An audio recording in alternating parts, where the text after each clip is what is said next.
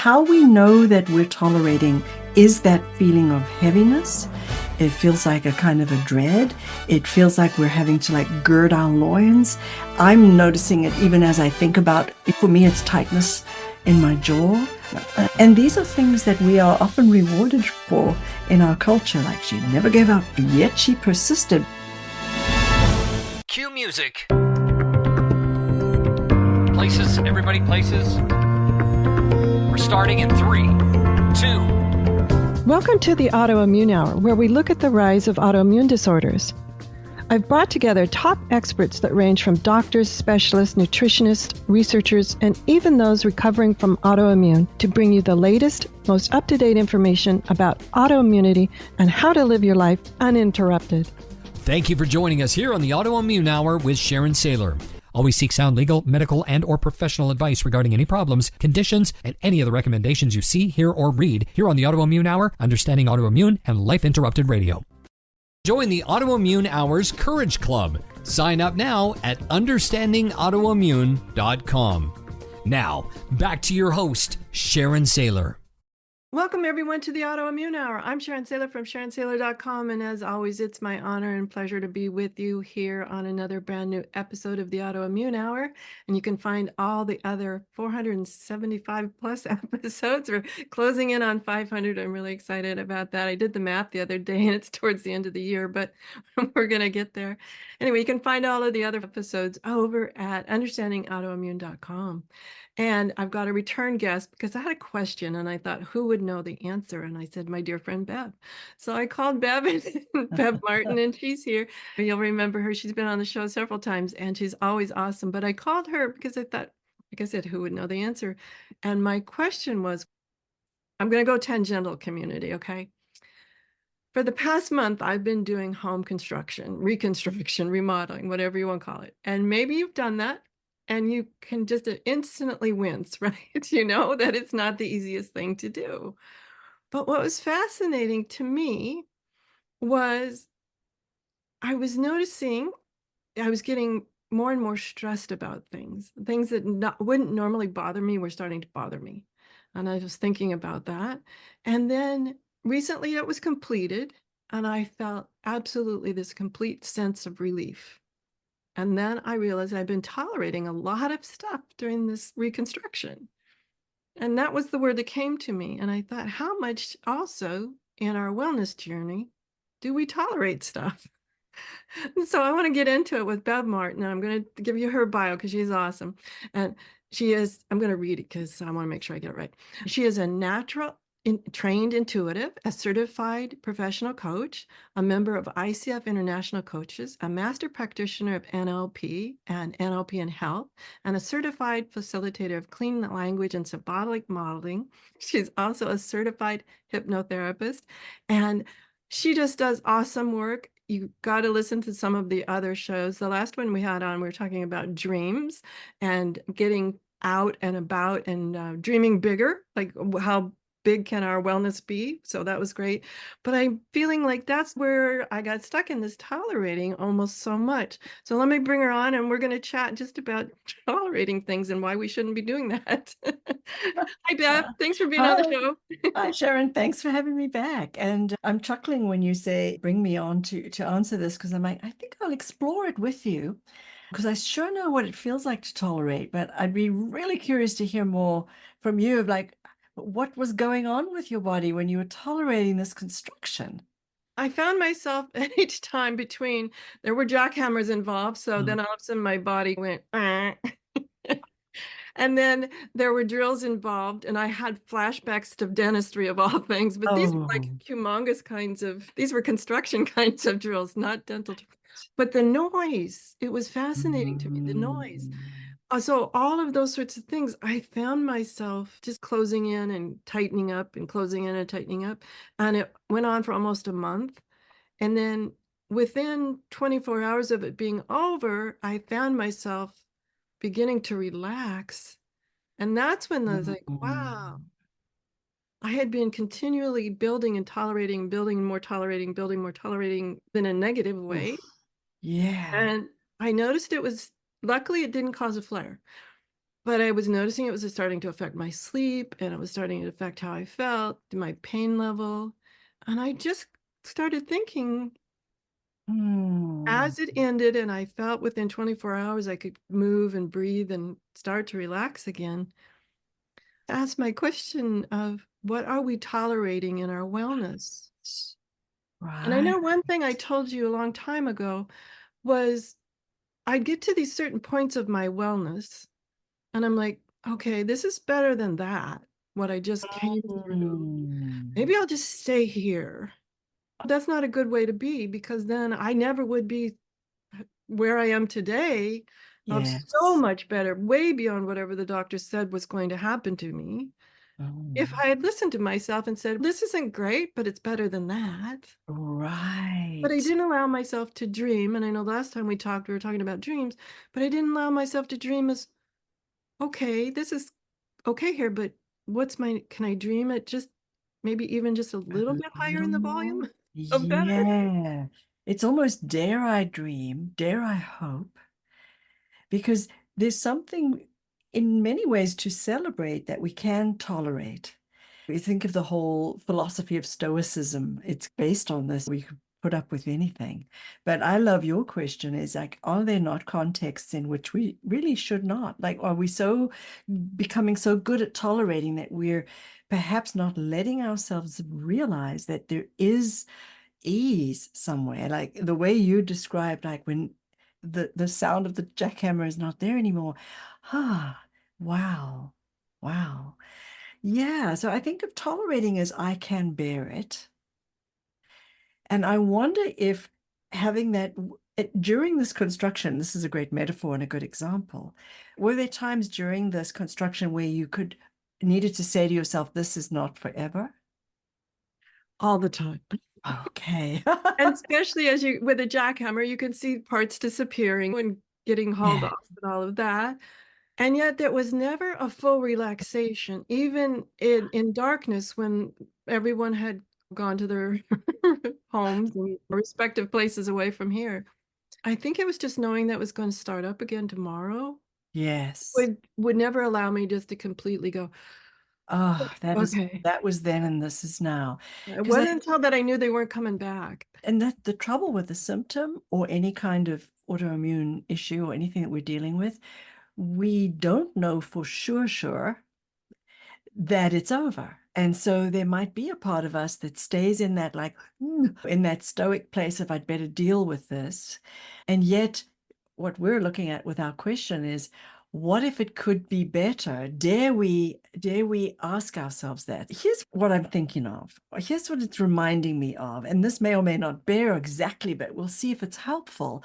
Because with everyone who's dealing with or tolerating anything, in a way, it's that stoicism that says, like, I can bear it. And we've achieved some measure of uh, even just a kind of a relief knowing that we can bear it.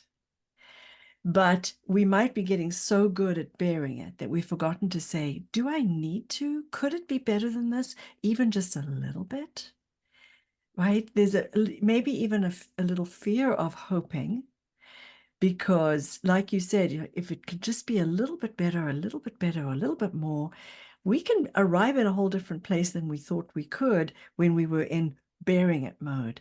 But it does take a certain amount of courage to even dream that even a little bit better is even possible, right? I'm not in the fire or the frying pan, but I'm better than it was. So I think it takes courage to imagine what could be a little bit better. And then perhaps to even compare it, there's a little risk for anyone with a chronic condition to compare where we are now with completely where we were before, if where we were before is completely well. There's a Right. little risk, right? Because there's some identity in it. There's like, that's who I was, and this is where I am now. Some of that is part of accepting. But if we compare our new situation with a distant memory, we're going to be disappointed. But I think your question invites us to consider, could we consider a new version of ourselves that's still an improvement on where we find ourselves? Could we be in the new, better, a little bit better, more better, even betterer? And my sense is when we are imagining that, when we're capable of imagining it, our body gets that memo too, to even know I what think we have would to it be look like. careful, though, of this idea of accepting versus accepting and. Yes, say more. I accept where I am now. I accepted where Right. I was then. Yes. I wasn't in denial about it. I knew there was definitely a problem, and I still know my certain things that I need to be watchful and mindful of. So Right. to me, it's instead of just a blanket accepting, for Mm. me, it's accepting and. I love that. Because what you, even as you say that, what I feel is like accepting and is a verb and it's still moving. Whereas if we go accepting, period, we're stuck. We're in the same spot. Whereas accepting and has some fluidity and we're moving in a direction. So this is what it reminds me of working with someone fairly recently, a young woman who has been diagnosed with several, 3 to 4 really, really daunting things that she's dealing with. And I noticed in her conversation that she had, as she talked about it, she talked about being well and sick, like two squares, each with a label that I was well and now I am sick. And this has got that feeling of like accepting, period. Mhm. This is it, done deal. Whereas as you add the and, it's got like, oh, what else could be possible? It's not accepting, but it is being open to levels or degree of more comfort, more ease, more improvement, more joy, honestly, if we go for the big stuff here. My sense is it would require us to be courageous enough to wonder what's beyond that and then even curious about, for each person it's different, but for each person to set themselves an intention. Like if I could have more ease, or if I could have more fill in the blank. So we'll notice it's also on a range like like a light switch going brighter, brighter, brighter, maybe sometimes back a little dimmer, but it's got that and movement in it that you've identified. It's like a little bit more, or a little bit less, a little bit more, but at least there's movement and we're participating and it's going towards what we want, even if it is slight, subtle, incremental, there's movement happening. And it's not like, oh, I sat in the middle of the road and I've accepted my lot. We're participating in the process. So I think daring to dream, there can be a certain comfort level with the devil we know. Oh, absolutely. It is really easy to get stuck, especially in the early days when I was believing the statistics. I want to put that out as a side asterisk that we can come back to. But one thing, I won't say that they were gaslighting me. Now, I wouldn't say that. They were being, quote unquote, honest with me. Mm, Like, Sharon, to be honest with you. oh And then dear. they would rattle off all these scary statistics.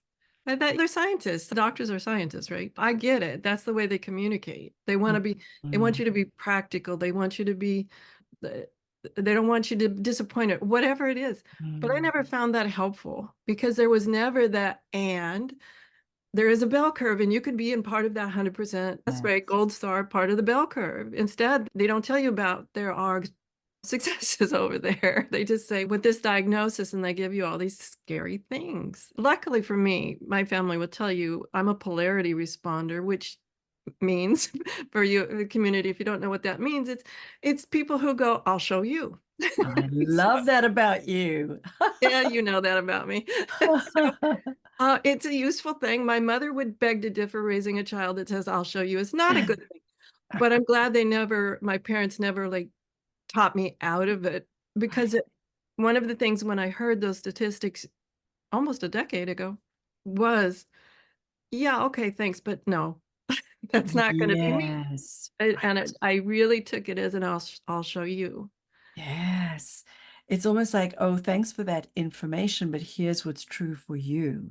And holding true to that instead of believing it because it can be tough Mm. if you're going to your rheumatologist and they say, and And then you go to your oncologist and they say, and then you go to your right. primary care who's read the two reports and goes, my goodness, they're all ganging up and saying it's all negative. Yes. Wow. I just had that today. I had a Zoom call with an OBGYN and I just had some very basic questions. And by the end of the 20 minutes, I was like, okay, thank you for that. As if everything is a fact and this leads to this side effect, and these are the horrible, terrible things that are going to. It's like, woo, it was like a doomsday conversation. And I just had to keep putting in the front of this of the doctor's sentences, in my opinion. And I could step myself back a little bit and go, thank you. I'm open to your opinion, but it doesn't mean it's a fact for me. And I think that's the thing for me, I always have to be mindful of, is I was raised with the idea of white coat authority. Yes. By that, the white coat, doctor's coat. I don't know if they really wear white coats anymore, but in my generation they did. It was sort of like whatever they said was real. Yes. And I have learned in this journey of healing from autoimmune and my wellness state. Now I can always get better, but I'm really thrilled where I am now. Is it's opinion. It Yeah. doesn't mean that it's real. And the other fascinating thing, especially now, research is happening so fast. I really don't expect my healthcare professionals to keep up on my specific issues with all the Ah, latest research. And they don't deal with just people with my issues, they deal with a spectrum of people. yes. So I need to come in as prepared as possible too, saying, this research sounds fascinating to me. And you guys, please, I have to say this, be very careful where you find your research from. Make sure that they're Mhm. reputable research sites. There are plenty on the web, but there's also plenty of silly stuff. So Mhm. don't Mhm. fall in the rabbit hole of the silly stuff, you guys. Go when you're taking your own research or taking your research to medical professionals, make sure that it's really peer reviewed and real research. Mhm. Anyway, that was my asterisk for Point. that. Oh, good Back point. to our show. But it sounds like you're really advocating for advocating. Advocate for yourself, get your own information. It doesn't mean you have to have an argument with the doctor, but you can, it becomes a discussion. This is what I know. Thank you for what you know. But my sense is what we're really warning against is a diagnosis becoming a prognosis. Like, Yeah. here it is. This is it. And to have Sharon's, what I would call divine rebel, to go like, nope, I'm going to show you. And I That get a is label. I want a label on my coat. divine rebel. It's almost like the divine rebel remembers who she really is, and no one can know more about who you came to be than you, because that's your one job. So, Absolutely. I think yeah. it's a continuing job, though. I don't want people to think like I was born this way. Parts of my personality are. You've known me a long time. Yeah, parts of Yes. my personality are. But it's also a continuing thirst for and Yes. the Yes. next verb, the next noun, whatever it is, the next action, whatever it is, to not only help my health, but I've discovered so much that I've shared not only on the show, but with people I meet, that I find it wonderful that we can continue to grow the community to understand that it's not just the physical body in our getting well. Between you and other professionals, when I was at my sickest point, there were times that people didn't think I was going to survive. I remember. And yet, as I started to learn and accept other things besides, maybe this isn't just a physical illness, maybe there's more to it. And I realizing that some past life traumas played into it, and how do I release those and let those morph into wellness and well-being lessons, positive lessons, not holding them as negative grudges or lessons. All of that kind of things to me play into healing from things that are long-term and chronic. You're describing like a healing journey as opposed to just making a symptom go away. And so much of the healing journey is self-awareness, self-discovery. In traditional African shamanism, the way that a person is called to shamanism is they get really sick. That's how you know, oh, here's the healer. So they couldn't possibly help other people heal until they've been through the experience. And it's dangerous. Like it's no, there's no little footnote that says, "Don't worry, you're just sick because you're becoming a healer." They don't know that until they've gone through the journey. So it does. It gets our attention. It has us ask completely different questions of ourselves and of life. Who am I? Why am I here? What am I capable of? What support might I need? This all changes. when we face something like this. So there is so much to gain from a healing journey like this, that we don't want to think that is just like, oh, that's the consolation prize. It actually could be the thing. That's been a very hard concept for me to understand, Bev, because I want to back up a decade. I certainly wouldn't have chosen this off the bingo card. Heck no, nobody would. Heck no. Yeah, exactly. I'm It's your amazed at where I've attention. ended up. Yeah. And so often, I remember too, when I went through some difficult things in chapters 1 and 2 of my life, and going to get glasses. And they said, and I must have commented, they asked, what, anything going on in your life? And I was like, A, B, and C. And they were like, huh. And the doctor then said, let's not decide a prescription because your vision it changes. And they said, you have an astigmatism. And I was like, what's an astigmatism? They said, a distorted view. Like, oh, so as a lover of metaphor and symbols, like, oh, what's a distorted view? And could my view become undistorted? And then will it change my prescription? And apparently, yes. So it's moving, it's fluid. We don't just, stop there. Oh, that's so fascinating. I'm thinking about how many distorted views. The thing that came into my mind was the drilling that was going on. And if you've ever done construction, the drilling through concrete just sounds Oh, horrible. And like I said, it flashed a distorted view. All I could think was about dental work I'd had over oh the years. no. That's that was as that whole noise was going on, it had nothing to Oh, do with my teeth, but my face and mouth got sore that day. yes, I'm sure I was holding everything clenched, but it was absolutely. weird. I had a totally distorted view of what the workers were doing outside. When you were so sick and you had lots of doctors telling you, here's the deal, Sharon, what do you think it was in you, in addition to your willingness to be a rebel, but what was it in you that helped you to not just accept, okay, this is my life? How did you do that? Great question. What comes to mind is outside things, actually, to be honest. My kids, uh, Ah, yes. a granddaughter at the time. Now I have more grandkids, a granddaughter at the time. Yeah, it was really outside things that I Mhm. wasn't done yet. How's that? I think that That's comes it. to Oh, mind. you just gave me the goosebumps. Yeah, I wasn't I done. Yeah, I wasn't done yet. And then also frustration when I think about starting the show, because I was still quite sick when I started the show. So I was still finding out a lot. I didn't at the time I wanted, but I didn't know this level of wellness of being after a diagnosis like that was possible. That was a progression, guys. Mm. That wasn't But I was it wanting it sounds to be incremental. If I could just be this much better. yeah, but it sounds like you had a question mark that said, could I, or how much better could I be? Like you were still open to consider at some level. Because if you had just accepted it, I suspect that you could still be there. Oh, yes, easily. Yeah. Absolutely. Yeah.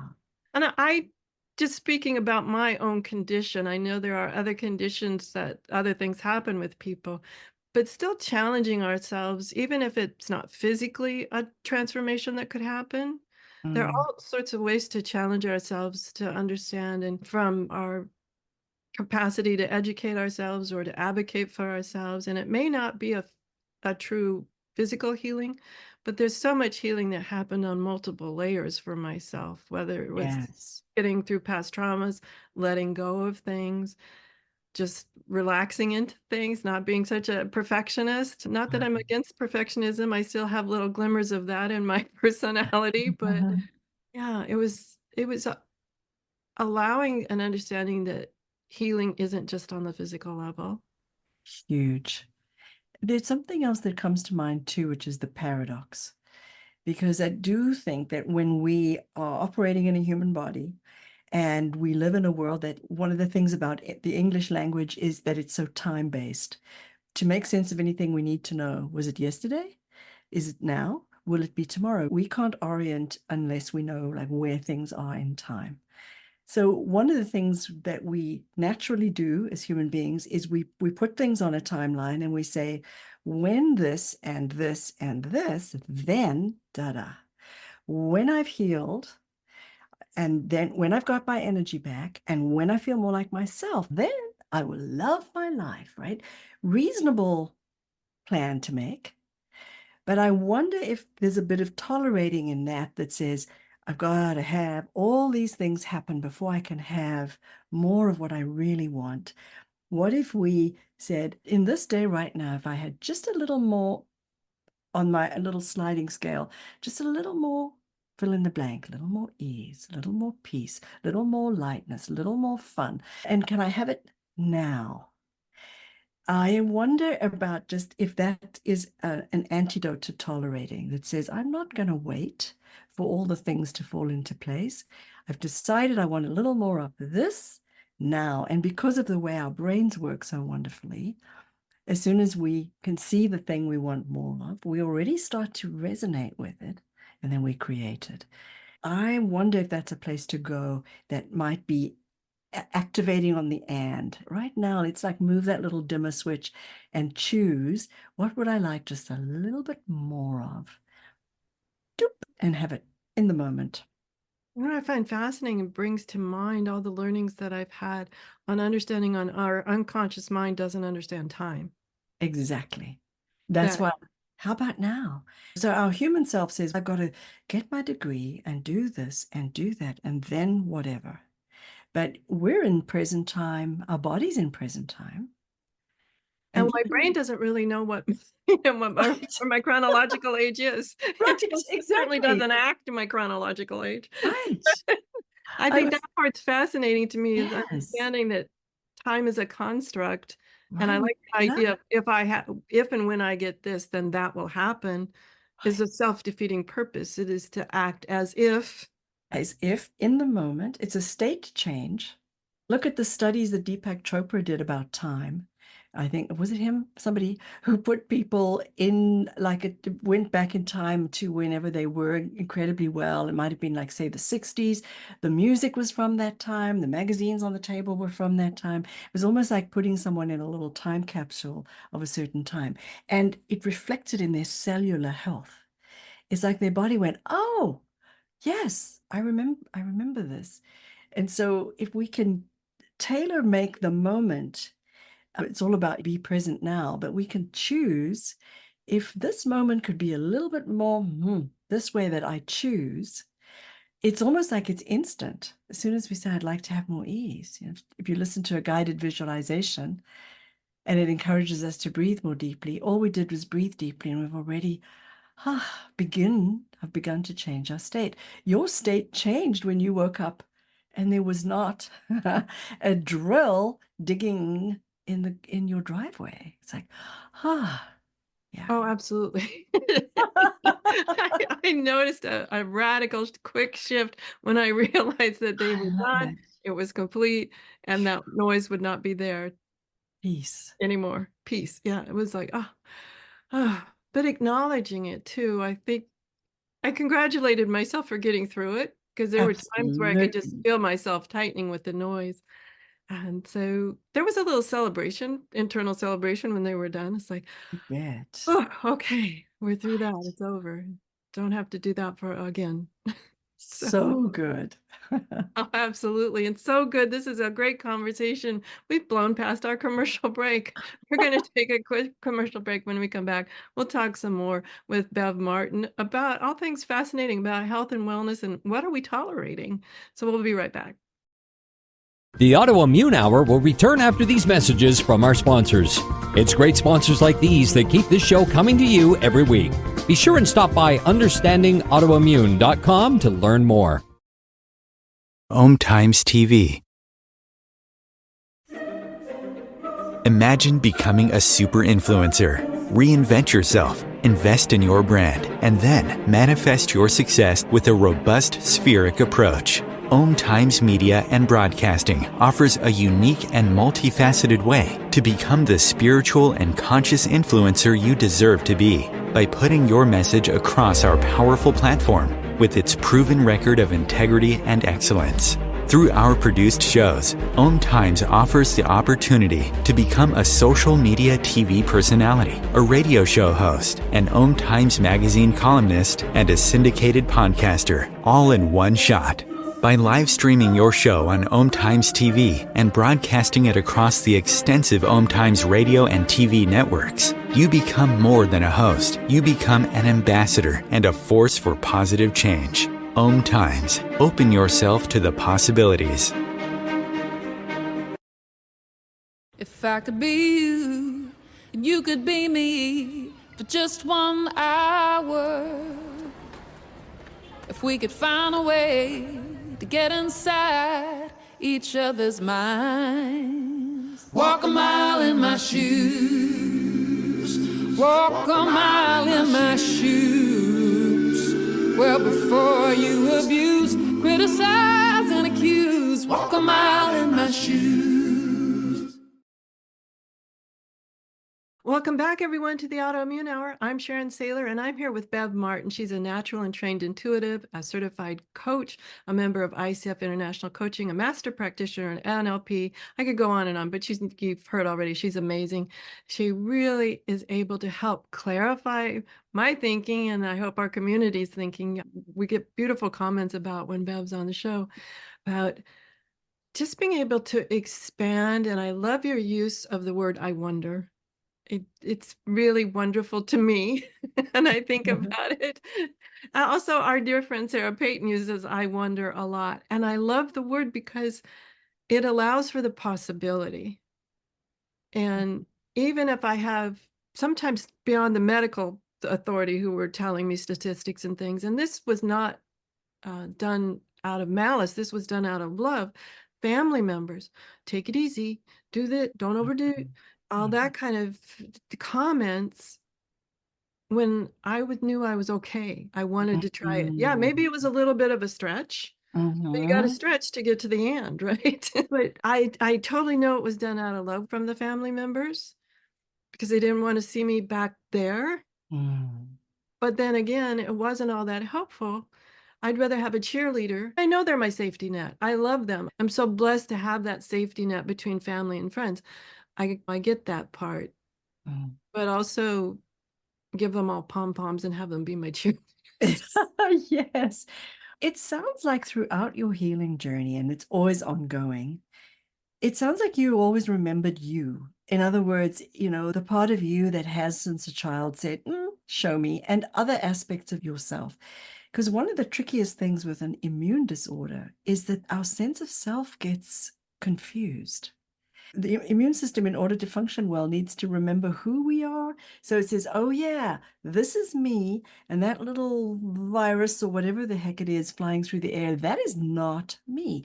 So a sense of this is me, that is not me, the clearer that is, the better. And I think of, like, so often in medical situations, if we surrender our autonomy or accidentally go like, oh, I'm in a new day, so I need to be a new person for this new situation, I'd be like, no, no, no. Remain who you are. Maybe even more, ask for more, not less. Don't make yourself smaller, make yourself bigger, whatever it takes for you to bring yourself to the moment.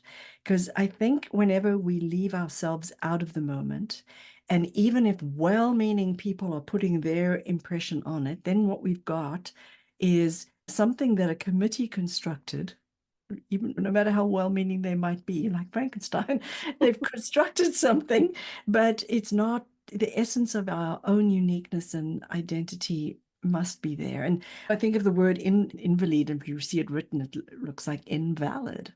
So you're right. So it's like, how can we remain valid for ourselves and trust what is valid for ourselves, and take any meaning scientific statistics or whatever, say, oh, thank you for that, but we need to be the final person to go, what part of that, oh yeah, that actually is useful and I can use it, or what other part, that's statistic about a whole lot of other people who I don't know, does that automatically mean it pertains to me? The jury will be out on that. That's going to be a question mark, not a fact. Yeah, I think that's the thing to remember, that At least I've noticed in my healing journey that as much I have amazing medical teams, I've been blessed.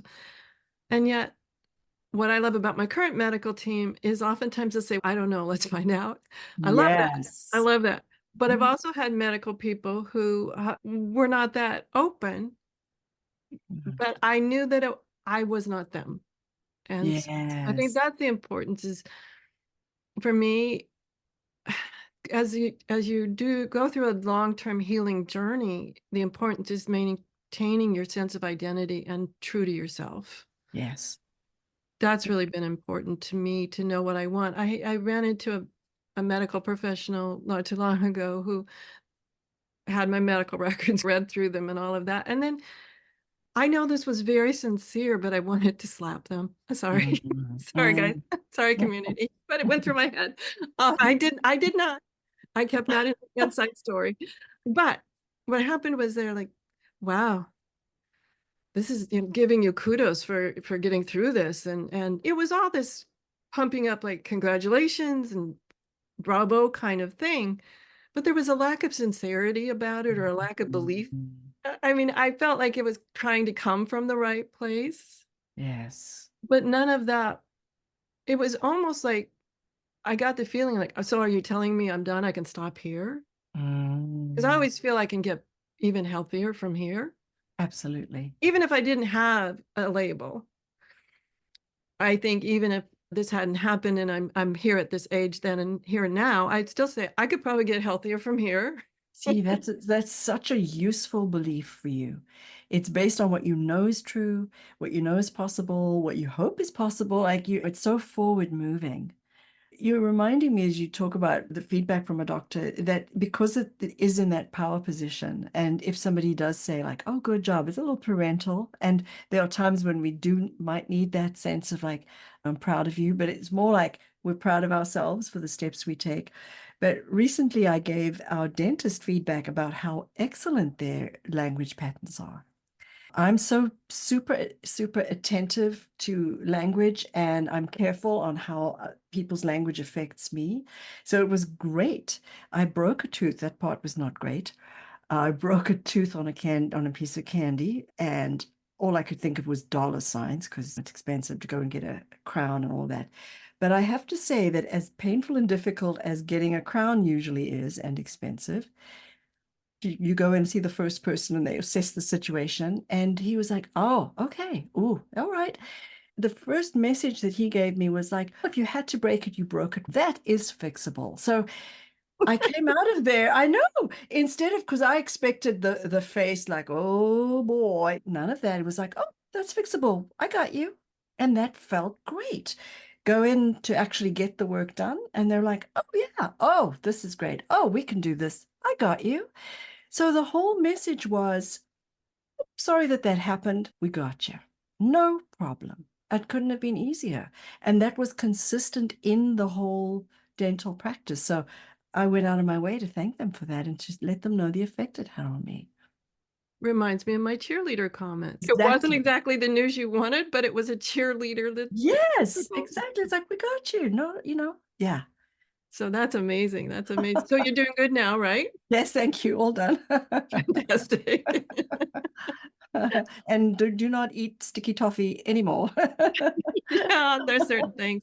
I hate the term women your age, people your age. The older I get, the more I hear that. But there's a little bit of truth to that. I've had to make Absolutely. adaptations as we go Yes, peanut brittle is not my friend. anymore. But nothing about the peanut brittle industry. Okay.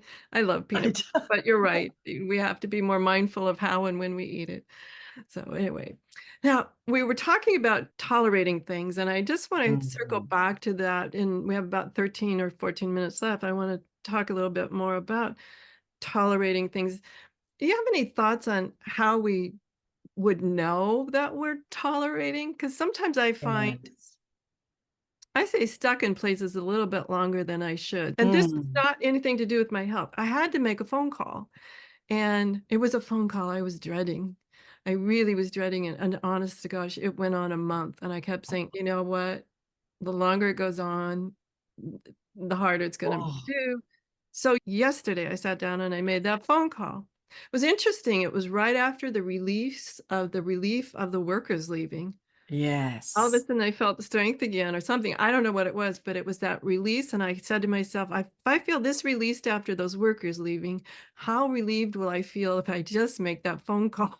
Yes. So I made the phone call. Wasn't as awful as I thought. Oddly enough, they agreed with me on the first kind of opening paragraph.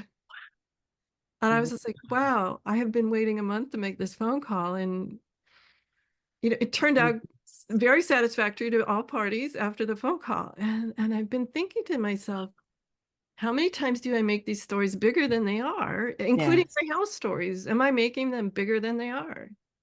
Yeah, and I think how we know that we're tolerating is that feeling of heaviness. It feels like a kind of a dread. It feels like we're having to like gird our loins. I'm noticing it even as I think about it. For me, it's tightness in my jaw. And these are things that we are often rewarded for in our culture. Like she never gave up, yet she persisted. But we're considering, are there times when this level of persistence is not good for our health?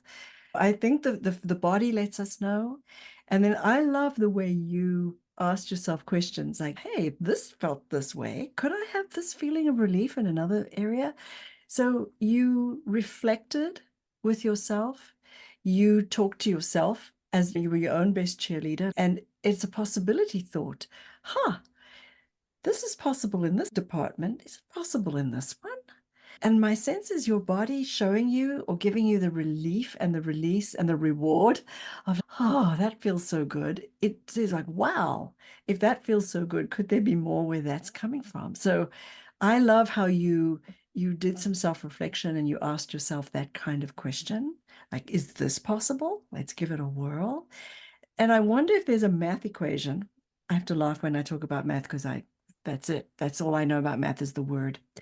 But I wonder if there's some kind of equation that says, is holding on to this more expensive for me in the long run than the perceived stress of having the freaking phone call and letting it go? Like we're weighing up the balance, and it seemed like when you actually had the phone call and realized the reward it gave you, that if you had known now, what if you'd known then what you know now, you might have shortened that timeline.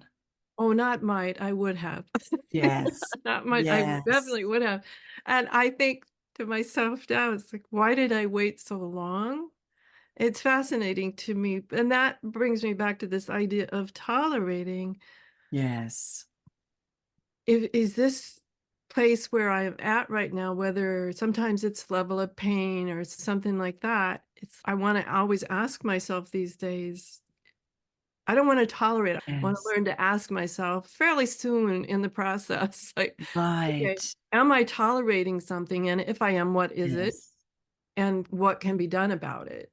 And it's almost like that easy button. Remember, I don't even know if that store still exists, but it was like that was easy. They had the easy Oh, the button. red thing. Yeah, I remember. Yeah. I And think we're so, showing our age, but yeah, it was a great. yeah, that question, like, could this be easier?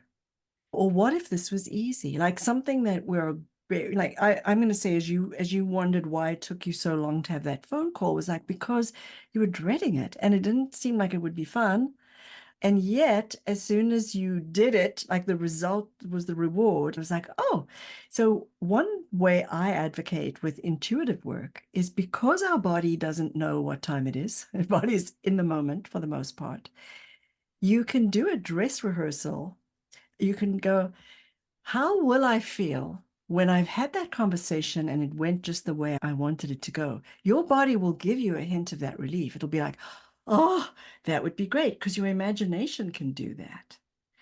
So, in a way, you can have a little preview of that is going to feel great. Let me use some of that to help me to have the phone call and get there a little bit sooner. But because that the sense of having a difficult conversation, I'd had to do this recently too.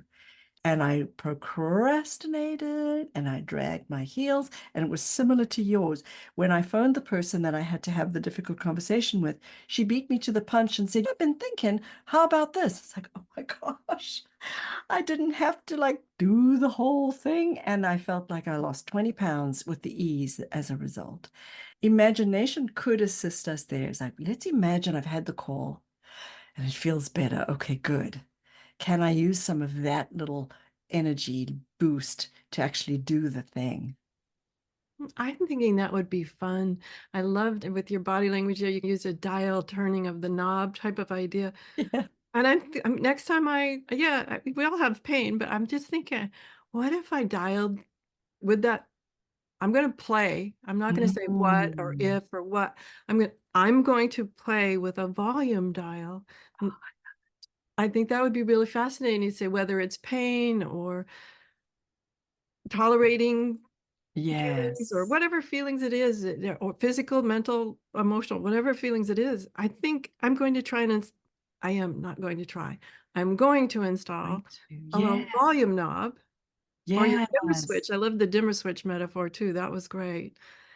I'll install both of them because who knows, one might work better Yeah. than Yeah, it's like turning the lights up and down, turning the sound up. Yeah, probably we're dating ourselves there too, because remember that's how you would find the radio station back in the day. right with a knob. I think now it's a button or a slide or a slide on your screen, right? Yes, now it's done differently. Or Hey Siri, even through childbirth and labor, I was lucky enough to get to use acupuncture for childbirth, even in the hospital, because my husband is the practitioner. And he hooked me up with a machine that I could turn the knob to increase or decrease the amount of pain relief that the acupuncture, the electroacupuncture was providing. And the feeling of control in a circumstance in which there was not much other feeling of control, that really helped in the sense that I could turn the knob. So I love that you're installing that knob because your imagination can use it just as well. And it says, what can I control this? Can I make it a little bit more, a little bit less? What fun. Now, just in our last 5 minutes, I want to talk about this idea of control. I think we've hit on something about tolerating things. What is within my control? And I want to say it all is, Yes. whether it's your perception or that's to change, whatever. I think it all is. So, what are your thoughts on helping someone feel or accept more control? Mm. I think having a metaphor like a switch can really help because we are used to controlling things. I control the lights, I can control the temperature. So even just the notion, okay, I am more in control than I think. This is not completely happening to me. I am not entirely a victim of a thing. Even though, let's be really kind to ourselves, there are certainly times in the healing journey when we can feel that way. Oh, And, absolutely. yeah, There were times, especially early on, absolutely. things were happening that were That beyond my were, control. and they're happening to us. And Yeah. so we want to, there is a call for inner kindness. It's like, oh, when things are happening to us, we absolutely be ever so gentle, ever so kind, and still ask for more, not less.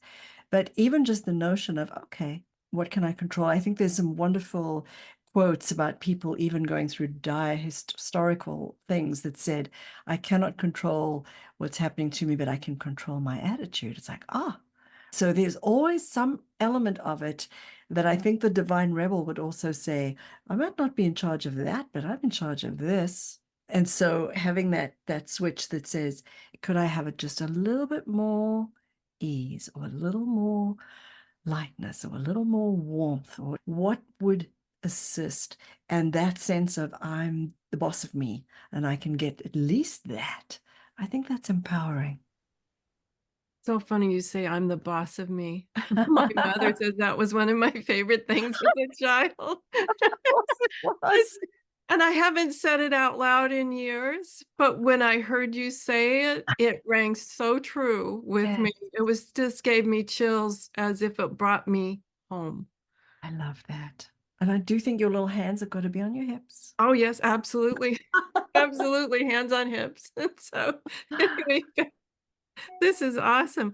I want to give us time for some final thoughts. Your wisdom is always so wonderful and inspiring. What are some final thoughts about today's topic, or actually anything that enters your Mm. mind that you'd like to share? I would say that call for inner kindness is always necessary, just that gentleness with ourselves. And then self-reflection, always having a conversation with ourselves. I'm always advocating that we stay really in touch with ourselves and who we are.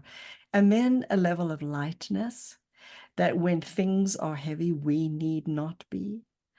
And that can sometimes seem counterintuitive. That can be one of those things that we say, when this and this and this and this is all sorted out, I will be light. And from my own perspective, from a spiritual perspective, I go, start with being light, because then all the thises that we have to deal with, we come at it in a different way. So lightness, kindness, and question mark and instead of period. I love it. Now, where they can find you, give us your website and any other information about the kinds of things you do share with your audience and your Yeah, community. sure. So our website is bevmartin.com. And mostly I'm doing readings and coaching. Readings is a spiritual perspective in which we're really listening in this curious way to a part of ourselves that is unlimited and marvelous and wonderful. And we help that part to inform our day to day. And so readings and then coaching. Often coaching is typically when we're navigating something, and you could do with someone in your corner to be both the cheerleader. I like to think of it as having a mirror and a flashlight to help each person to see what's so good, true, and beautiful about how you're navigating. And then our little flashlight to see like, oh, did we miss a resource or a helpful something? Let's be sure to find that.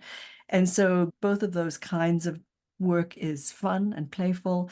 And then later this year, I'll be offering my intuition class called Intuition on Purpose. And there'll be more about that on the website in the next few months.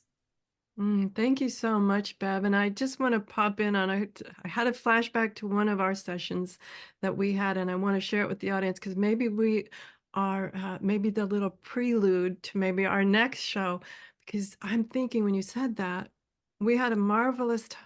This was several years ago. I can't even remember how long ago. It was definitely what I call BC, before COVID. But anyway, but I was thinking about this wonderful time. Bev and I were talking, and she helped me uncover this place where I had gotten stuck for a little bit, of this place of may I instead of I am. And that, guys, was just a revelation of taking back some of ownership of myself.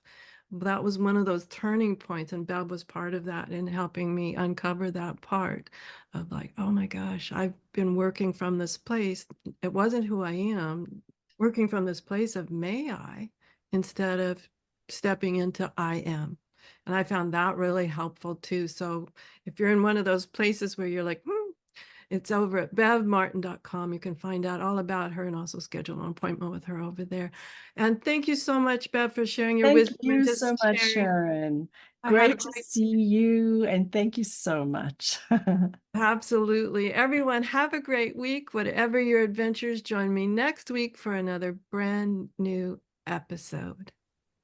Enjoy. The information provided on the Autoimmune Hour, Understanding Autoimmune, and Life Interrupted Radio, including the websites understandingautoimmune.com and lifeinterruptedradio.com, plus social media, is for educational purposes only. What you read, hear, and see on the Autoimmune Hour, Understanding Autoimmune, and Life Interrupted Radio, and its websites, and other media outlets is based on experience only. The information should never be used for any legal, diagnostic, or treatment purposes.